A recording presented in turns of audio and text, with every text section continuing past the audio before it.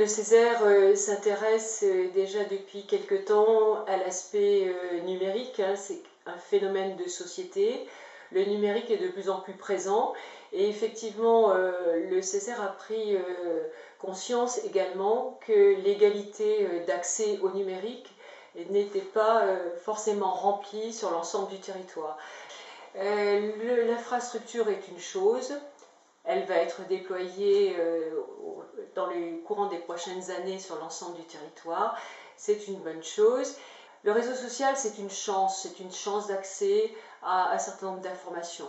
Des informations qui vont être communiquées rapidement par des spécialistes du sujet auxquels on n'aurait pas accès sans l'accès au numérique.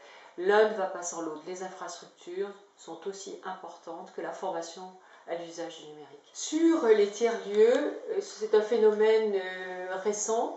Il y a 5 ans, il n'y avait pas de tiers-lieux. L'approche s'est faite par les plateformes, on va dire, de coworking pour répondre au départ à des besoins de mobilité de salariés, d'entrepreneurs qui ne pouvaient pas être constamment dans des lieux fixes et qui avaient besoin de stations d'accueil ou de lieux pour travailler avec d'autres salariés pour ne pas être, je dirais, des travailleurs de façon générale isolés, de bénéficier d'un certain nombre de moyens. Ces lieux sont divers. Ils sont divers parce qu'ils sont dans un esprit généralement d'autogestion. Sur les 4 lieux que nous avons visités, 3 sont effectivement ont émergé en tiers-lieu de façon spontanée et sont investis et autogérés. Cette autogestion amène à avoir une attitude non pas de consommateur pour les occupants, mais une attitude de contributeur. Ils sont contributeurs dans l'esprit de la culture, dans l'esprit de la fabrication, de la mise à disposition de connaissances, mais ils le sont également dans la gestion et dans la cogestion. Le tiers-lieu, tel que l'on le voit la plupart du temps, il est effectivement issu d'un besoin de stations de coworking ou alors effectivement d'artistes qui doivent être hébergés.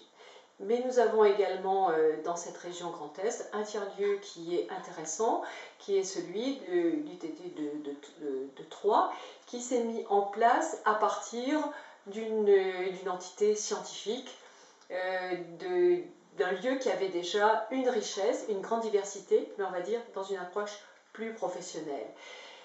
Et de la même manière, dans une structure plus formalisée, le lieu s'anime de plus en plus vers un partage de connaissances qui va servir non plus spécialement aux institutionnels, aux industriels qui occupent ces lieux, mais également qui va servir de façon plus large à des structures, des microstructures émergentes qui n'auraient pas été envisagées si ce lieu n'était pas devenu un lieu tiers, c'est-à-dire ouvert à d'autres utilisateurs que ceux qui étaient à l'origine de l'organisation de ce lieu.